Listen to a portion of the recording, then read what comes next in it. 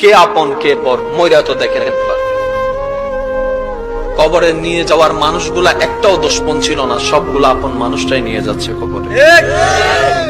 আমি চিৎকার দিয়ে আওয়াজ দিয়ে বললাম, ভাই তোরা তো জানিস আমি কবরে থাকতে পারি না, তোরা তো জানিস আমি অন্ধকারে শুইতে পারি না, তারপরও আমার জন্য কবরটা খুঁড়ে দিলি। খাটের নিচে যখন চোখ দিয়ে তাকালাম, ইমানদার ভাই মনের কান দিয়ে শুনুন, খাটের নিচ দিয়ে যখন চোখ দিয়ে তাকালাম, মনে মনে ভাবলাম হয়তো শত্রুরাই কবরের দিকে নিয়ে যাচ্ছে। যখন নিচে তাকাই দেখলাম চোখ কপালে উঠে গেল, একজনও আমার দুশমন নাই, সব আমার আপন গুলাই আমাকে খাটের মধ্যে নিয়ে কবরের দিকে নিয়ে যাচ্ছে। কে আপন কে আপন প্রশ্ন করতে থাকুন নিজেকে, কে আপন কে আপন। উত্তর আপনি পাবেন না, উত্তর আপনি পাবেন না।